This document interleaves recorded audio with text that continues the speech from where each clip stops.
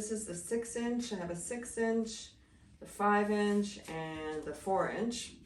And so I use the different sizes at different stages and different areas of a painting, depending on what the edge is doing and how much surface I'm trying to cover.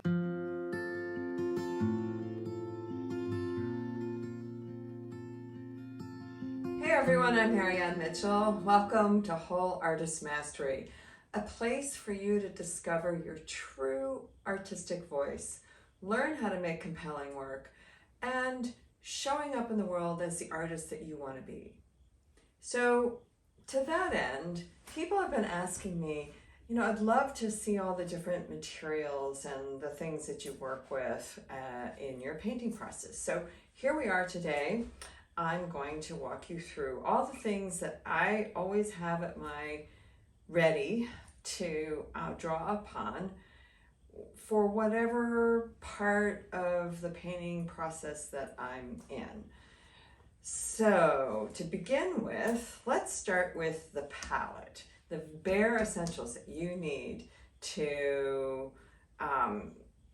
make what you need to make. It's sort of like, when you move, I've moved several times in the last 10 years, and what I've come to understand is that when you don't have a place to put your keys and you don't know where your silverware is, it's very difficult to run regular crazy life if you don't have all those essential things put into place. So that's true when you start a painting. You need to know what your palette is, and you need to know all the different things that you have to make your painting process as seamless as possible, to allow your inner voice to guide you as opposed to having the things that you use get in your way. So let's start with the palette. This is a glass palette. I find it's the most effective way to mix paint, to keep a clean surface going so that you can mix your colors more effectively. And it's very easy to make a glass palette. I actually have a much earlier video that shows you how to make your glass palette. So from there, I have gloves. Now these are Montana Cans gloves. They're actually made for spray paint work, and they're like a cross between a garden glove and so they have flexibility like a garden glove, but they're tighter, not nearly as tight as a medical surgical glove, but you have the same dexterity that you have with a medical surgical glove. So they're great gloves. You can get these on Amazon. So from there, I'm going to go to my paints, and I also have a video that explains my particular choice of paints. I believe that you really only need to have essentially 11 colors, the essential 11 colors. I happen to use Gamblin paints. I like their colors. They're reasonably priced. They have good consistency. There are other brands, which I'll get into another time. But for today, I'm going to be talking about Gamblin paints. So I'm going to put my gloves on and show you what the essential 11 colors are. No particular order. This is Hansa Yellow Light, Cadmium Yellow Medium, Cadmium Orange, Quinacridone Red, Alizarin Crimson, Dioxazine Purple, Cobalt Blue, Manganese Blue Hue, Cobalt Teal, Viridian, and Prussian Blue. So again, there are other videos that explain why these are the colors of choice, but these are the colors that I use to make many different colors that go into my painting. So from there, I also have titanium white, which I believe is the best mixing color, mixing white, because it's opaque. You can also make it a little more transparent by adding solvent-free gel. So I like to paint with as much of a non-toxic palette and practice as possible. So really the only thing that I'm using that's truly toxic would be the paints themselves. This is a non-toxic solvent-free gel. I work with a non-toxic walnut oil alkyd medium. And Gamsol is low toxicity. I rarely use Gamsol, and I'll get into why I use this in a minute. But to start a painting, I start with the gel.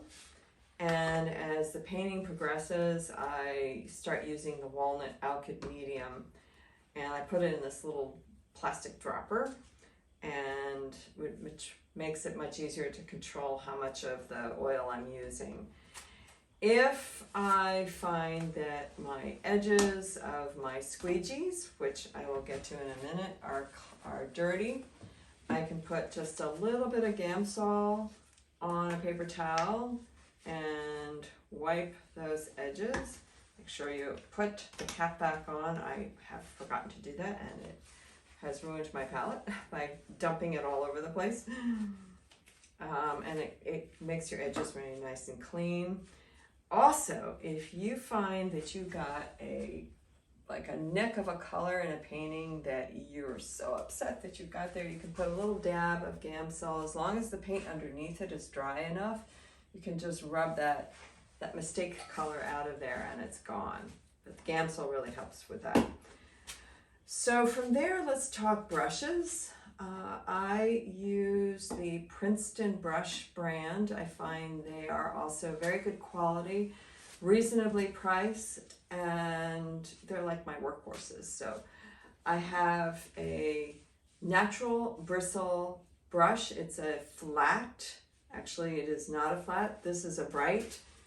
This is a flat. So you can see the difference. The bright is shorter, and these bristles are a little bit more, they're longer, and therefore there's more pliability in the brush. I like to start a painting with the bright because it's stiff and I can push thick paint around really easily. But these are really the only two natural bristle brushes that I use because I like to have the soft synthetic bristle. This is the Princeton 6100 series. These are the Princeton 5400 series.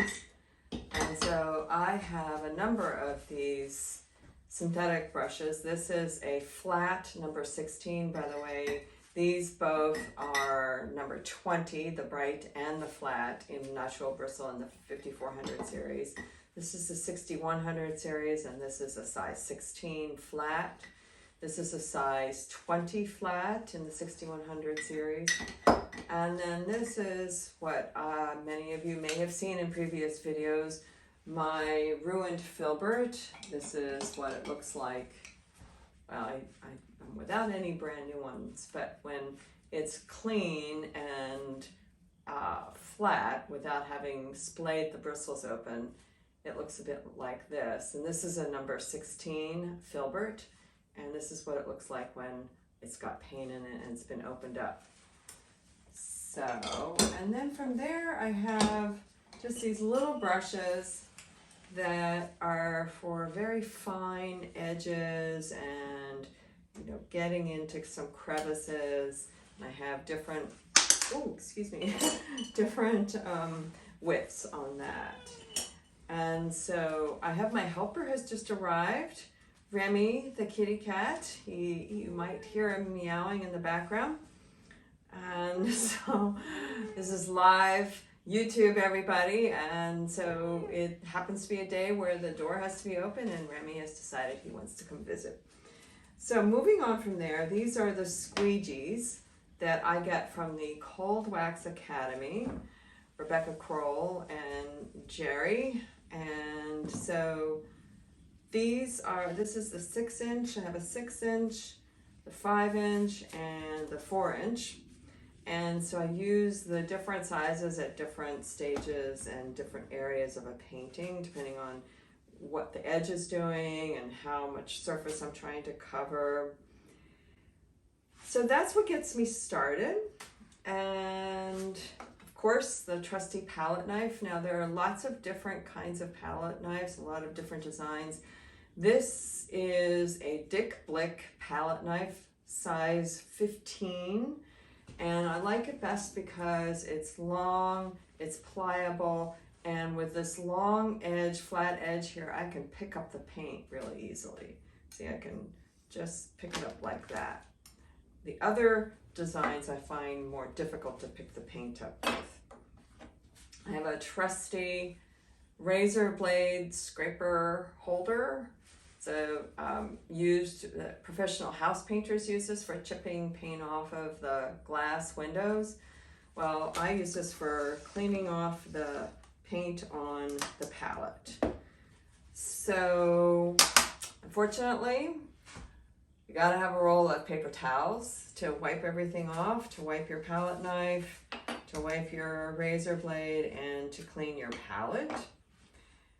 Then towards the end of a painting, I use rags. So this is an IKEA dish towel, which I find really like one of the best rags around because it has a little bit of nubbliness to it, but it doesn't shed in your paint.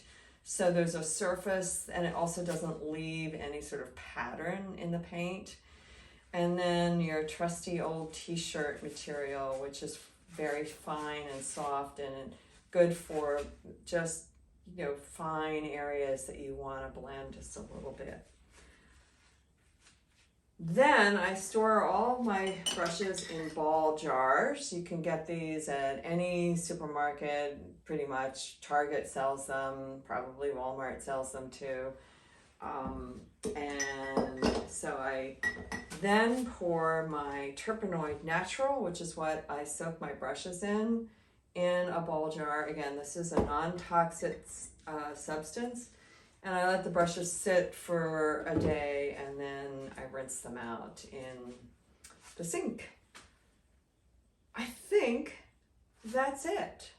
Those are all the things that I have at my fingertips to make my painting process as seamless as possible in terms of all of the mechanical things. One last thing is a bottle of spray cleaner. You have to clean your palette.